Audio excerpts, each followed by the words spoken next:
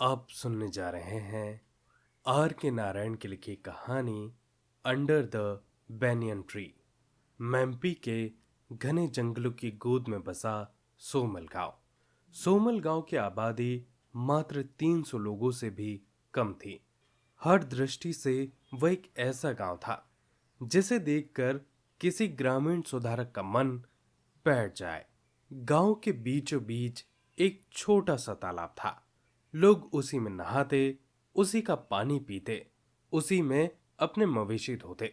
उसी तालाब से मलेरिया उठता, टाइफाइड फैलता और न जाने क्या क्या पनपता। घर जहां तहां बेतरतीब खड़े हुए थे। गलियां टेढ़ी मेढ़ी होकर एक दूसरे में उलझ जाती थी। लोग सड़क को ही कूड़ेदान समझते थे और हर घर के पिछवाड़े में गंदला पानी हरे हरे गड्ढों में सड़ा रहता था। यह था सोमिल गांव। शायद यहाँ के लोग इन सब से बेखबर थे, या यूं कहें कि वे इसे देखते ही नहीं थे, क्योंकि वे एक अजीब सी मोह निद्रा में जीते थे। और उस नींद का जादूगर था नंबी, गांव का कहानीकार। उसकी उम्र कोई 60-70 रही होगी, या 80, या 180, कौन जानता था। सोमिल जैसी जगह में जहां नजदीकी बस अड्डा भी 10 मील दूर था, वक्त को घड़ी या कैलेंडर से नहीं नापा जाता था। जब कोई नंबी से उसकी उम्र पूछता तो वह किसी पुराने अकाल का, किसी लड़ाई का या किसी पुल के बनने का हवाला देता और बताता कि तब वह जमीन से कितना ऊंचा था। वह पढ़ा लिखा नहीं था। लिखी हुई चीजें उसके लिए रहस्य थी। लेकिन उसके मन में हर महीने एक नई कहानी जन्म ले लेती थी और उसे सुनाने में उसे 10 दिन लग जाते थे। गांव के छोर पर एक छोटा सा मंदिर था। वही उसका घर था। यह किसने तय किया कि वह मंदिर का मालिक है, कोई नहीं जानता था। मंदिर बड़ा छोटा था। लाल धारियों वाली दीवारें और गर्भगृह में देवी शक्ति की पत्थर की मूर्ति। मंदिर का सामने वाला हिस्सा नंबी का डेरा था। वैसे उसे घर की जरूरत भी क्या थी। उसके पास था ही क्या, एक झाड़ू जिससे वह मंदिर बुहारता था, दो एक धोती थी और एक चादर। दिन का अधिकतर वक्त वह मंदिर के सामने फैले उस बरगद की छांव में बिताता, जिसकी शाखाएं चारों तरफ पसरी हुई थी। जब भूख लगती किसी के घर भी चला जाता था और परिवार के साथ बैठकर खाना खा लेता था। जब कपड़ों की जरूरत होती गांव वाले खुद ही ले आते। उसे किसी की तलाश में जाना नहीं पड़ता था। बरगद की छांव ही गांव की बैठक गाह थी। दिन भर लोग आते रहते और उसके पास बैठ जाते। अगर मन होता तो वह उनकी बातें सुनता और अपने किस्से कहानियां सुनाता। अगर मन नहीं होता तो वह मेहमानों को खट्टी नजरों से देखता और कहता, क्या समझते हो, अगली पूर्णिमा की कहानी ना मिले तो मुझे दोष मत देना। जब तक मैं ध्यान न लगाऊं, माँ मुझे कहानी कैसे देगी? क्या कहानियां हवा में तैरती हैं? और यह कहकर वह जंगल के किनारे जा बैठता, पेड़ों को एकटक निहारता रहता। शुक्रवार की शाम को पूरा गांव मंदिर में उमड़ आता। नंबी मिट्टी के दिए जलाता और उन्हें गर्भद्वार की देहरी पर सजाता। मंदिर के पिछवाड़े जो फूल खुद ब खुद उगाते थे, उनसे वह देवी को सजाता। पुजारी की भूमिका भी वही निभाता। गांव वालों के लाए फल और फूल वह मां को चढ़ाता। जब कोई नई कहानी सुनानी होती तो वह एक छोटा सा दिया जलाकर बरगद के तने में बनी एक खांच में रख देता। शाम को घर लौटते लोग दिए को देखते और अपनी घरवालियों से कह देते, जल्दी करो, खाना निपटाओ, कहानीकार बुला रहा है। जैसे जैसे चांद टीले के पीछे से सिर उठाता, पुरुष, स्त्रियां और बच्चे सभी बरगद के नीचे जमा हो जाते और नंबी अभी नहीं आता। वह गर्भगृह में देवी के सामने आंखें मूंदे गहरे ध्यान में बैठ जाता। जितना मन होता बैठा रहता और जब निकलता तो उसका माथा भभूत और सिंदूर से दमकता हुआ होता। वह मंदिर के सामने पत्थर के चबूतरे पर जा बैठता और एक सवाल से कहानी की शुरुआत करता। किसी अनजान दिशा की तरफ उंगली उठाकर वह पूछता, आज से हजारों साल पहले उस दिशा में बस एक पत्थर फेंकने की दूरी पर क्या रहा होगा?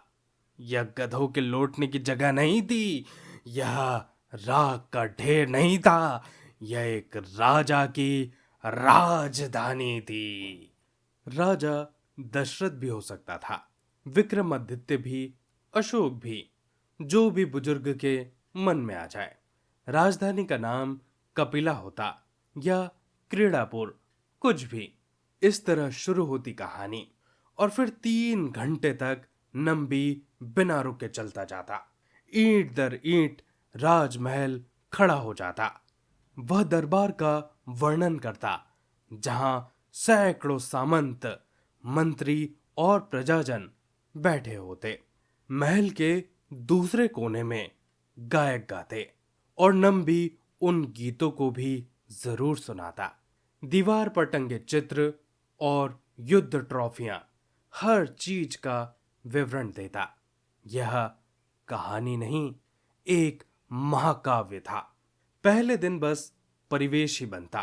दर्शक तब तक समझ नहीं पाते कि असली पात्र कौन होंगे। जब मैम्पी के पेड़ों के पीछे चांद छिप जाता, नंबी कहता, बस दोस्तों, माँ कहती है आज इतना ही काफी है। और फिर वह उठता, भीतर जाता और लेट जाता और भीड़ की बातें थमने से पहले ही वह गहरी नींद में चला जाता। 2-3 दिन बाद फिर खांच में दिया जलता और फिर पूरे शुक्ल पक्ष भर यही चलता। राजा और वीर, खलनायक और अप्सराएं जैसी स्त्रियां, देव और मानव, संत और हत्यारे, सब उस बरगद के नीचे बने संसार में एक दूसरे से टकराते। नंबी की आवाज एक मीठी लय में उठती और गिरती और चांदनी उस जादू को पूरा कर देती। गांव वाले नंबी के साथ हंसते और रोते, नायकों को सिर आंखों पर बिठाते, खलनायकों को कोसते, षड्यंत्र की जीत पर करहाते और उत्सुक मन से भगवान से सुखात की दुआएं मांगते। जिस दिन कहानी खत्म होती, पूरी भीड़ गर्भगृह में जाकर देवी का माथा टेकती। अगली पूर्णिमा आते आते नंबी नई कहानी लेकर तैयार हो जाता। वह कभी एक जैसी कहानी नहीं दोहराता, कभी वही पात्र नहीं लाता। गांव वाले उसे एक चमत्कार मानते, उसकी कही बातों को दोहराते और इस तरह अपनी कठोर नीरस जिंदगी में एक ऊंचे उजले संसार में जीते रहते। और फिर एक दिन, वर्षों से यही चलता आ रहा था। एक रात उसने खांच में दिया जलाया। दर्शक आए, बुजुर्ग अपनी जगह बैठा और कहानी शुरू की। जब राजा विक्रमादित्य का राज था, उनके मंत्री थे। वह रुक गया, आगे नहीं बढ़ पाया। फिर से कोशिश की। एक राजा था, यह कहकर दोहराता रहा। फिर शब्द धीरे धीरे अस्पष्ट बड़बड़ाहट में खो गए। यह मुझे क्या हो गया? उसने दयनीय स्वर में कहा। माँ, हे माँ, मेरे पांव क्यों लड़खड़ा रहे हैं? कहानी मुझे मालूम है, बस एक पल पूरी याद थी। अब क्या हो गया, कुछ समझ नहीं आता। वह हकलाया और इतना दयनीय दिखा कि लोगों ने कहा, अरे आराम से, शायद थके हुए हो। चुप रहो, वह चिल्लाया। मैं थका हूं? एक पल ठहरो, अभी सुनाता हूं। फिर गहरी खामोशी छा गई। उत्सुक आंखें उसे ताकती रही। मत देखो मुझे, वह भड़क उठा। किसी ने दूध का गिलास दिया। लोग धीरज से बैठे रहे। ऐसा पहले कभी नहीं हुआ था। कुछ लोगों ने धीरे से हमदर्दी जताई, कुछ आपस में बात करने लगे। बाहरी कतार वाले चुपचाप खिसकने लगे। धीरे धीरे आधी रात होते होते और लोग भी उठकर वहां से चले गए। नंबी सिर झुकाए जमीन की ओर घूरता रहा। उस रात पहली बार उसे एहसास हुआ कि वह अब बूढ़ा हो गया है। उसे लगा कि अब वह अपने विचारों पर काबू नहीं रख पाएगा, न उन्हें ढंग से कह पाएगा। उसने नजरें उठाई, सब जा चुके थे सिवाय उसके दोस्त मारी लोहार के। मारी, तुम क्यों नहीं गए? मारी ने बाकी सबकी तरफ से माफी मांगते हुए कहा। वे तुम्हें थकाना नहीं चाहते थे, इसीलिए चले गए। नंबी उठा। सही कहते हो, कल पूरी बात कहूंगा। उम्र उम्र मेरी उम्र क्या है? यह तो अपने आप ही आ गई। उसने अपने सिर की तरफ इशारा किया और बोला, यह कहता है, ओ मूर्ख बूढ़े, अब मैं तेरा नौकर नहीं रहूंगा, अब तू मेरा नौकर होगा। यह नाफरमान हो गया है, बेवफा निकला। अगले दिन उसने फिर से दिया जलाया। लोग वफादारी से आए। नंबी ने सारा दिन ध्यान में बिताया था। उसने देवी से गिड़गिड़ा कर प्रार्थना की थी कि उसे छोड़ना मत। उसने कहानी शुरू की। 1 घंटे तक बिना रुके चलता रहा। बड़ी राहत मिली। इतने में ही बीच में बोल पड़ा, दोस्तों, मां सदा दयालु है, मैं बेकार ही डर गया था। और वह फिर से कहानी में लग गया। पर कुछ ही देर में लगा जैसे कुआं सूख गया। बड़ी मुश्किल से बोला, और फिर क्या हुआ था? और ठहर गया। 1 घंटे तक मौन रहा। भीड़ बिना एक शब्द कहे उठी और घर चली गई।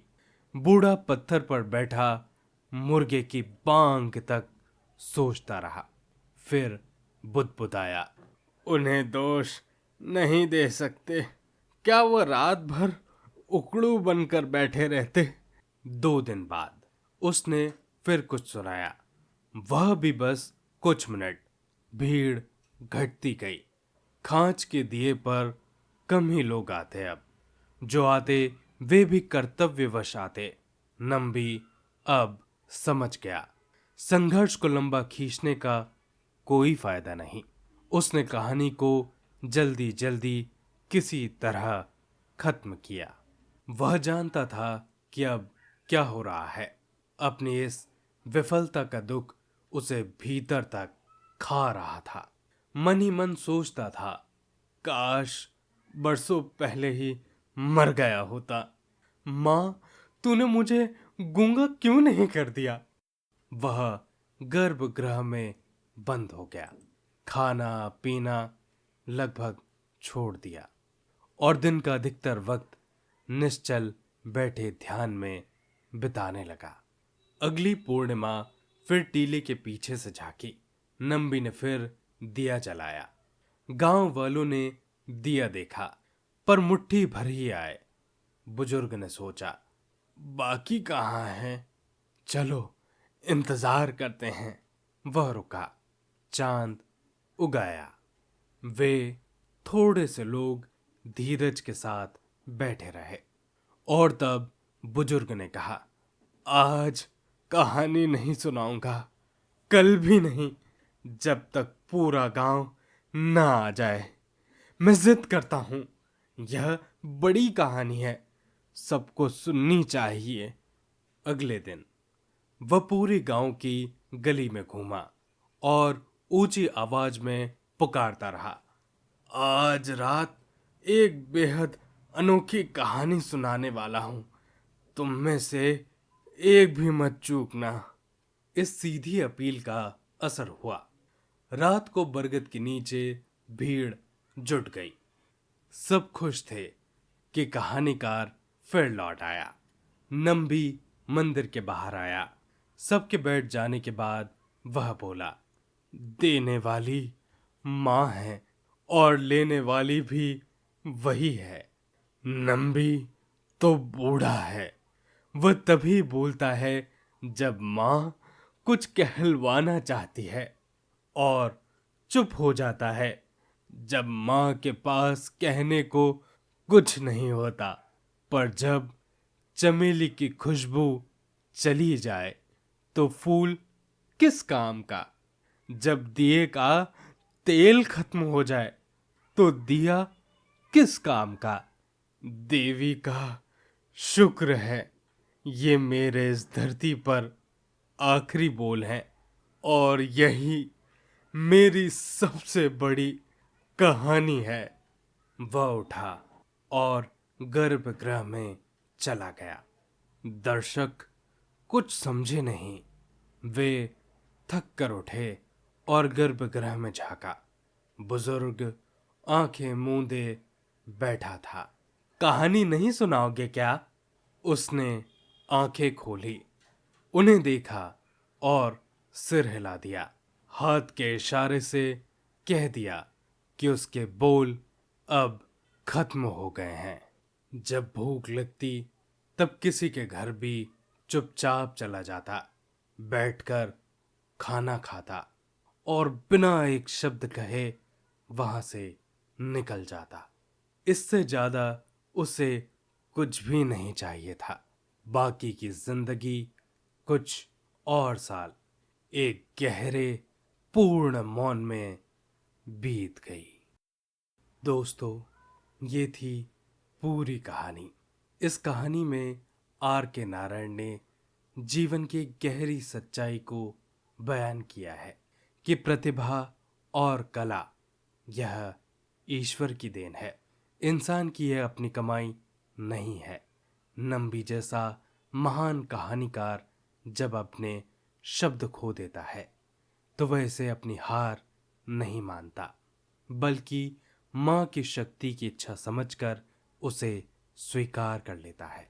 यह कहानी हमें यह भी सिखाती है कि समय और उम्र के आगे हर कोई झुकता है और जब वह क्षण आए तो इज्जत के साथ रिटायरमेंट लेना ही सबसे बड़ी समझदारी है।